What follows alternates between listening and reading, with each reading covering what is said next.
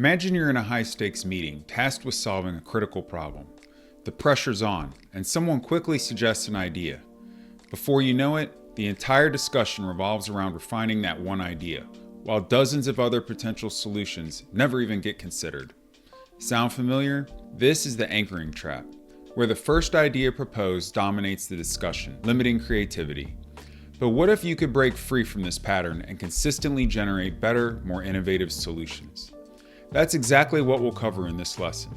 We'll explore how to expand your thinking, overcome bias, and develop a structured brainstorming approach to ensure you're considering the full range of possibilities.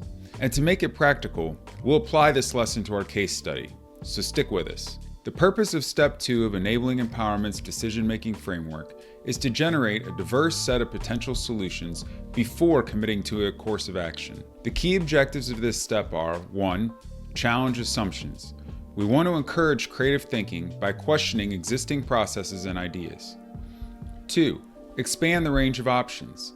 We will ensure that a variety of solutions are explored rather than defaulting to the first idea. 3. Identify the optimized base case. We need to establish the benchmark against which all other alternatives will be evaluated. The quality of a decision is only as good as the alternatives we consider. If we fail to generate a diverse set of possible solutions, we limit ourselves to whatever first comes to mind, often the status quo or the most obvious option. And in many cases, the best alternative is one we haven't even thought of yet. You may have heard that one alternative we should always consider is to do nothing. At Enabling Empowerment, we take a different approach. Instead of blindly accepting inaction as an option, we define the optimized base case, or the best we can do with what we already have while still aligning with our values. This ensures we are not justifying poor practices as the baseline.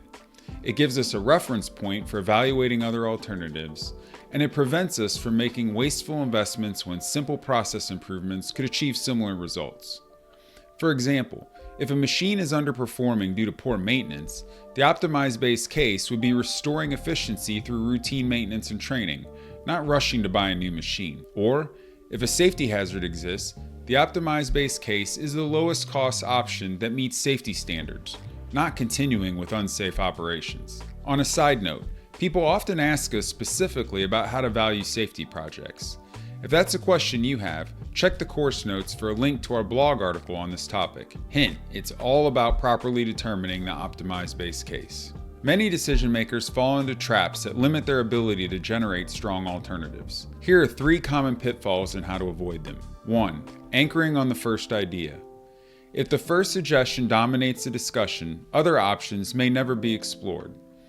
To avoid this, have team members write ideas independently before sharing. 2. Favoring the status quo. People tend to stick with familiar options, even when better solutions exist. Instead, ask, if we were starting fresh, would we choose this option? 3. Failing to identify the optimized base case. When we do this, we risk jumping straight to high investment solutions without first considering low-cost, effective alternatives. To avoid this, we should always establish the best possible solution using current resources before considering more complex alternatives. Generating strong alternatives isn't about randomly throwing out ideas. It's about structured brainstorming, a method that ensures we capture the full range of possibilities without being influenced by biases or groupthink. And the best part, it doesn't have to take a long time. When done right, even for complex problems, this process should take less than 15 minutes. For simpler decisions, it's even faster. Here's how to do it effectively. 1. Frame the problem properly. Ensure that everyone understands the problem or opportunity from multiple perspectives. 2. Encourage written ideas first. By having people write their ideas down before we say them out loud, we prevent the anchoring trap, where the first idea dominates the conversation. 3. Promote inclusivity. When it's time to share the alternatives everyone wrote down, let junior or less influential members speak first to avoid the halo effect of senior voices. 4. Delay evaluation. Let all ideas be shared before discussing feasibility. Early criticism can stifle creativity. 5. Set a time limit. Keep this session focused and efficient. People rarely need more than 5 minutes to brainstorm. Often 2 or 3 will be sufficient. 6. Capture all ideas visually. Use sticky notes, whiteboards, or digital tools to organize ideas.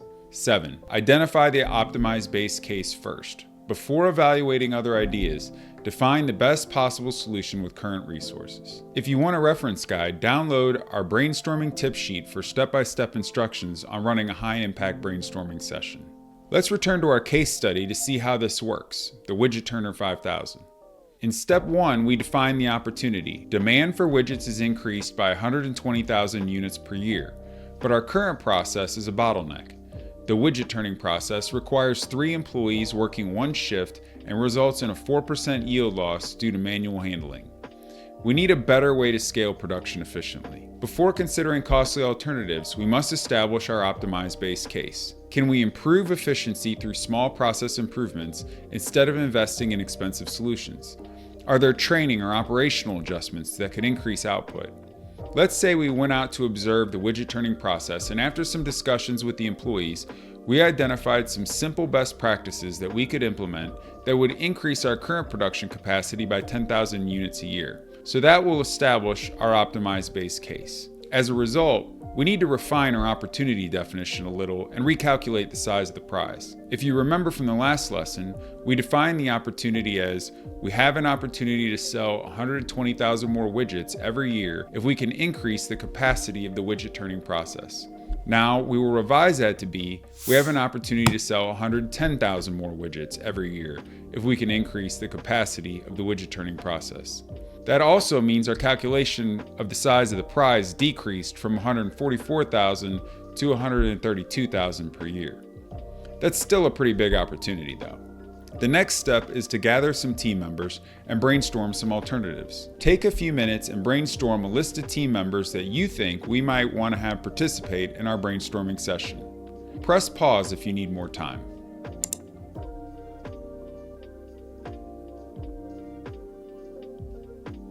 Here's a list of people that I came up with. I probably want an operator because they know the most about the process. I'd like to have a maintenance technician. They know the most about the existing equipment. An engineer would be good. They know a lot about process and the equipment. An accountant would be helpful. They have good understanding of our costs. And we should probably invite a quality technician. There is a yield loss associated with widget turning, and they might have a good idea about some ways to fix that. You probably thought of some people that I didn't, and that's fine. There's no right or wrong answer here. We just want to make sure that the group is diverse enough to get a good list of creative ideas, but not so big that it's unwieldy. Usually more than 8 people starts to get counterproductive. Here's a quick tip. Keep a list of the people that you had participate in the brainstorming session for later in step 7, show your work. Once we've gathered our team, we will want to give them a brief background on the problem or the opportunity we're trying to capture and share our opportunity definition with them.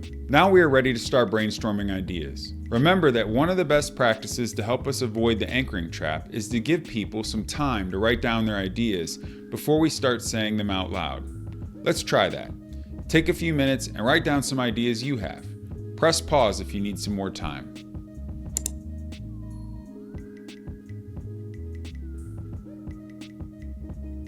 Okay, so here's a list I came up with. 1. We could automate with the Widget Turner 5000. 2. Maybe we could partner with another manufacturer to outsource some production. 3. We could add a 4th employee. 4. We could add an additional shift of workers.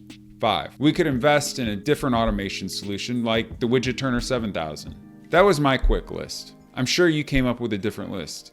At this point, we would combine everybody's list and display them. Now our goal is to narrow the list down to 3 or 4 options that we believe are the best. This is when we will have the team members begin discussing the advantages and disadvantages of each of the alternatives we've identified. The key here is to not get bogged down in the details. If an alternative is obviously not a viable solution or is seriously disadvantaged, we don't need to consider it any further. We'll continue this process until we get down to the 3 or 4 that are most likely the best. A table like this is a good way to summarize this information. Check the notes below to download this template. And remember, save your notes to use later in step 7, show your work. For the purposes of this case study, let's assume that the team has narrowed the list down to the following 3 alternatives for further consideration. 1. Investing in the Widget Turner 5000.